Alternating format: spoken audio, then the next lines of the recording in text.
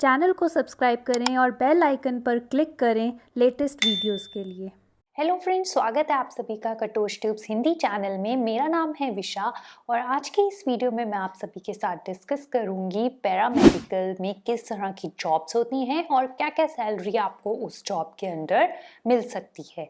In case अगर आपने मेरी पहले की वीडियो को मिस किया है जो कि पैरामेडिकल क्या होता है उसके बारे में है, तो आप ऊपर दिए हुए लिंक पर क्लिक कर सकते हैं।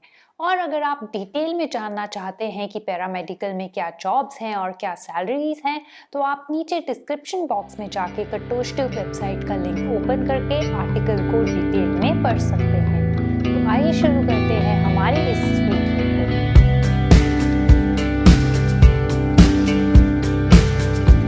इस वीडियो में मैं आप सब लोगों के साथ डिस्कस करूंगी कि किस किस तरह के जॉब्स होंगे पैरामेडिकल के कोर्स को करने के बाद। मान लीजिए आपने एमएलटी का कोर्स किया है, तो आपको किस तरह के जॉब्स मिल सकते हैं और उस तरह के जॉब में आपकी सैलरी क्या रहेगी।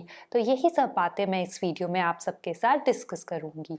तो शुरू करने से पहले मैं आपको कुछ इंपॉर्टेंट पॉइंट्स बताना चाहती हूँ, जैसे कि एक मिनिमम एवरेज सैलरी जो कि एक फ्रेशर को मिलेगी। फॉर एग्जाम्पल, आपने अभी अभी अपनी डिग्री कंप्लीट की है पैरामेडिकल के किसी भी कोर्स में, फॉर एग्जाम्पल एमएलटी में ही आपने अपनी डिग्री कंप्लीट की है और आप एक जॉब के लिए सर्च कर रहे हैं और फ्रेशर हैं, आपके पास कोई प्रायर एक्सपीरियंस नहीं है।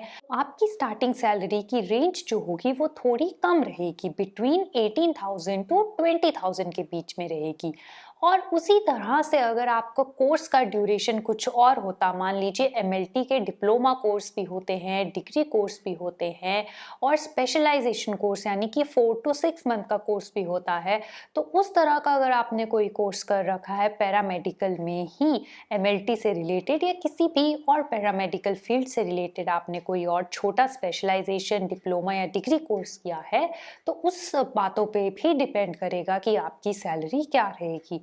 उसके अलावा प्राइवेट सेक्टर में सैलरी अलग तरह की ऑफ़र की जाएगी, एक गवर्नमेंट सेक्टर में अलग तरह की ऑफ़र की जाएगी। अगर आप कॉन्ट्रैक्ट पे हायर हो रहे हैं तो अलग सैलरी होगी, फुल टाइम जॉब पे हायर हो रहे हैं तो अलग सैलरी होगी। तो बहुत सारे सिनेरियोज रहेंगे जो आपकी सैलरी डिसाइड करेंगे। तो इस वीडियो में मैं आप सबको जो है वो बताऊंगी कि किस कोर्स के बाद किस तरह की जॉब मिलेगी और एक मिनिमम सैलरी पैकेज के बारे में हम बात करेंगे। तो सबसे पहले हम बात करेंगे एमएलटी कोर्स के बारे में, क्योंकि एमएलटी ही है जो पैरामेडिकल में अभी सबसे पॉपुलर कोर्स चल रहा है। एमएलटी होता है आपका मेडिकल लैब टेक्नीशियन कोर्स या मेडिकल लैब टेक्नोलॉजी का कोर्स होता है ये आपका। तो इसको करने के बाद आपको कहाँ कहाँ पे किस किस तरह की जॉब मिल सकती है। तो मेडिकल लैब टेक्नीशियन का मेजर जॉब रोल यही होता है कि वो बॉडी फ्लूइड्स की टेस्टिंग करता है। उसको पूरी वो टेक्निक्स और टेक्नोलॉजी का पता होना चाहिए कि यूरिन टेस्ट किस तरह से किए जाते हैं, किस किस टाइप के होते हैं, ब्लड टेस्ट किस तरह से किए जाते हैं, किस किस टाइप के होते हैं, और भी बहुत सारी टेक्निकल चीज़ें जो एक एमएलटी को पता होनी चाहिए। तो अगर आपने एमएलटी का कोर्स किया हुआ है तो आप गवर्नमेंट हॉस्पिटल्स में, गवर्नमेंट लैब्स में जॉब के लिए अप्लाई कर सकते हैं, जिसके लिए उनका अपना प्रोसीजर रहेगा जो कि आप एक ऑफिशियल वेबसाइट पे जाके चेक कर सकते हैं। उसके अलावा आप जो है प्राइवेट क्लिनिक्स में जॉब कर सकते हैं, वहाँ पे भी बहुत सारी लैब्स रहती हैं। आप प्राइवेट पैथोलॉजी लैब्स में भी जॉब कर सकते हैं, बहुत सारी लैब्स ओपन हो रही हैं, तो वहाँ पे भी आप जॉब कर सकते हैं। तो ये सब एरियाज़ हैं जहाँ पे आपको जॉब बहुत ईजिली मिल जाएगा। और अगर आपने बैचलर डिग्री की हुई है, यानी कि आपने डिग्री कोर्स किया हुआ है एमएलटी में, तो आपके लिए सबसे अच्छी न्यूज़ ये है कि आप अपनी पैथोलॉजी लैब भी ओपन कर सकते हैं। येस, अगर आपको ईजिली जॉब नहीं मिल पा रही है तो आप अपना बिजनेस भी स्टार्ट कर सकते हैं, अपनी एक जो है पैथोलॉजी लैब भी स्टार्ट कर सकते हैं। बट उसके केस में एक सबसे बड़ी कंडीशन ये होती है कि जो सिग्नेचर अथॉरिटी होगी, मतलब आपका जो सुपरविजन करेगी, वो कोई डॉक्टर होना चाहिए। मतलब अगर आप किसी डॉक्टर को जानते हैं, आपके नोन में कोई डॉक्टर है या कोई और डॉक्टर जो है वो भी इस काम में इंटरेस्टेड है, तो आप उनके साथ टाई अप करके अपनी एक पैथोलॉजी लैब स्टार्ट कर सकते हैं। तो ये तो था एमएलटी वालों के लिए क्या क्या जॉब ऑप्शंस हैं। और वही सैलरी, जैसे कि मैं आप लोगों को पहले भी बता चुकी हूँ कि बिटवीन 18 to 20,000 जो है आपकी सैलरी स्टार्टिंग रहेगी। तो नेक्स्ट टाइप ऑफ जो हम जॉब के बारे में डिस्कस करेंगे वो होगा ऑपरेशन थिएटर टेक्नीशियन, OTT। तो ऑपरेशन थिएटर टेक्नीशियन, जैसे कि हमें नाम से ही पता चल रहा है कि वो ऑपरेशन थिएटर्स में हेल्प करेगा। वो एक ऑपरेशन थिएटर में टेक्नीशियन या असिस्टेंट की तरह डॉक्टर की मदद करेगा। तो वहाँ पे उसको पूरे इक्विपमेंट्स की नॉलेज होनी चाहिए कि किस तरह का ऑपरेशन चल रहा है, तो किस तरह की इक्विपमेंट्स यूज़ होंगी, सर्जिकल इंस्ट्रूमेंट्स की नॉलेज होनी चाहिए, जो भी डॉक्टर की रिक्वायरमेंट है उसके अकॉर्डिंग सारे अरेंजमेंट्स करे और डॉक्टर को उस तरह की सारी हेल्प प्रोवाइड करे। तो वो हमारा होगा ऑपरेशन थिएटर टेक्नीशियन। तो इसकी स्टार्टिंग सैलरी भी जो होगी वो डिपेंड करेगी कि आप गवर्नमेंट सेक्टर में जा रहे हैं कि आप प्राइवेट सेक्टर में जा रहे हैं, किस तरह का जॉब आप ऑप्ट इन कर रहे हैं। तो उस पर डिपेंड करते हुए आपको अराउंड 22 तक, या मतलब मान लीजिए 18 से लेके 18,000 से लेके 22,000 तक की सैलरी के बीच में आप कुछ एक्सपेक्ट कर सकते हैं इस फील्ड के अंदर। उसके बाद जो हम next type of job discuss करेंगे वो होगा जनरल ड्यूटी असिस्टेंट की या पेशेंट केयर मैनेजमेंट की। तो जनरली जो क्या होता है, जनरल ड्यूटी असिस्टेंट और पेशेंट केयर मैनेजमेंट ये दोनों जो है पैरामेडिकल कोर्स के टाइप हैं। पर लेकिन जो है हम नर्सिंग कोर्स को, जो नर्सिस होती है हमारी, जो BSc नर्सिंग करते हैं, उसको इसके साथ मिक्स कर देते हैं और सोचते हैं कि एक ही तरह का कोर्स है। तो ऐसा नहीं है। अगर आपने BSc नर्सिंग की है तो वो एक पैरामेडिकल कोर्स के अंदर नहीं आता है, और BSc नर्सिंग करने के बाद आपको अलग तरह की जॉब ऑफर होती हैं। पर लेकिन अगर आपने पैरामेडिकल के अंडर आने वाला जो कोर्स है जनरल ड्यूटी असिस्टेंट का या पेशेंट केयर मैनेजमेंट का, ये दो कोर्स किए हुए हैं, तो आपको अलग तरह की जॉब जो है ऑफर होंगी। इसमें जो है पेशेंट की टेक केयर अलग तरीके से की जाती है, आपकी अलग तरह की पढ़ाई होगी, अलग तरह की ट्रेनिंग होगी।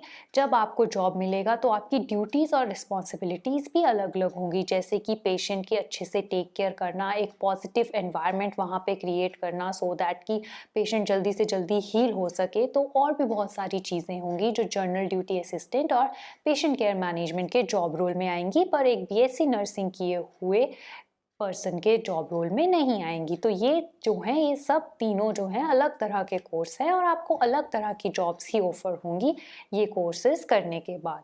तो यहाँ पे भी अगेन स्टार्टिंग सैलरी आपको बहुत ज़्यादा ऑफर नहीं की जाएगी। अगर आपने ये कोर्स किया है, आप 15 से 20,000 के बीच में एक्सपेक्ट करके चल सकते हैं, क्योंकि ज़्यादातर यही देखा गया है, ये दोनों कोर्सेज अभी तक इतने पॉपुलर नहीं हुए हैं, इसलिए इतनी ज़्यादा जॉब्स भी इस रोल के अंदर ऑफर नहीं की जाती हैं। तो नेक्स्ट टाइप ऑफ जो हम जॉब रोल डिस्कस करेंगे वो होगा इमरजेंसी मेडिकल टेक्नीशियन का। तो इमरजेंसी मेडिकल टेक्नीशियंस जो होते हैं, वो जब आप इमरजेंसी में जाते हैं तो कई बार वहाँ पे डॉक्टर वगैरह अवेलेबल नहीं है, तो आपको वहाँ पे भी एक असिस्टेंट की ज़रूरत होती है पेशेंट्स के लिए। तो वहाँ पे भी आपको ये जॉब मिल सकती है। या ज़्यादातर हमने देखा गया है कि एम्बुलेंस में कई बार जो होता है, हमेशा डॉक्टर अवेलेबल नहीं रह सकता, तो वहाँ पे भी जो है इमरजेंसी मेडिकल टेक्नीशियन को बिठाया जाता है कि वो पेशेंट के साथ जाए, या पेशेंट अगर बहुत क्रिटिकल है तो उसको लेने जब एम्बुलेंस आ रही है तो वहाँ पर भी जो है एक इमरजेंसी मेडिकल टेक्नीशियन की ज़रूरत रहती है। तो ये कुछ कुछ एरियाज़ हैं जहाँ पर एक इमरजेंसी मेडिकल टेक्नीशियन की रिक्वायरमेंट होती है। ज़्यादातर जहाँ तक मेरी नॉलेज है, पैरामेडिकल कोर्स अगर आप करते हैं इमरजेंसी मेडिकल टेक्नीशियन में, तो वो ज़्यादा से ज़्यादा डिप्लोमा कोर्स रहेगा या फिर आपका स्पेशलाइजेशन कोर्स रहेगा, यानी कि 4 to 6 मंथ का कोर्स होगा आपका, या तो फिर डिप्लोमा हुआ तो 1 to 2 ईयर्स का कोर्स इसमें जो है आपको मिलेगा। अगेन सैलरी जो है वो बहुत हाई नहीं होगी, आप 15 to 20 के बीच में जो है सैलरी वो एक्सपेक्ट कर सकते हैं। इसके अलावा भी बहुत सारे जॉब रोल्स हैं, जैसे कि इमेजिंग और रेडियो टेक्नोलॉजी हो गया, जिसमें कि आप CT स्कैन के लिए या MRI स्कैन्स के लिए, जो भी इमेजिंग या रेडियोलॉजी से रिलेटेड स्कैन्स होते हैं उसके लिए रिस्पॉन्सिबल रहेंगे। तो अगर आप उस एरिया में जॉब ढूंढ रहे हैं या उस फील्ड में जॉब चाहते हैं, तो आपको इन सब टेक्निक्स, टेक्नोलॉजीज़ और मशीनरी की नॉलेज बहुत अच्छे से होनी चाहिए। आपको खुद को अप टू डेट भी रखना पड़ेगा कि क्या क्या नई मशीनरीज इंट्रोड्यूस हो रही हैं, जो मशीन्स इंट्रोड्यूस्ड हुई हैं उनको किस तरह से ऑपरेट किया जाता है, ये सब नॉलेज भी आपको होना चाहिए, तभी आप इस फील्ड में एक अच्छा जॉब ले सकते हैं। तो मैंने इन्हीं सब जॉब्स को और भी अच्छे से डिटेल में डिस्क्राइब किया हुआ है। उसके लिए आपको डिस्क्रिप्शन बॉक्स में जाके कटोच ट्यूब वेबसाइट का लिंक ओपन करके आर्टिकल को डिटेल में पढ़ना पड़ेगा। फिर भी अगर आपके कोई भी क्वेश्चंस हैं, कोई भी क्वेरीज हैं, तो आप यहाँ पे कमेंट सेक्शन में आके मुझसे कभी भी अपने क्वेरीज और क्वेश्चंस पूछ सकते हैं। तब तक के लिए please remember to subscribe to my channel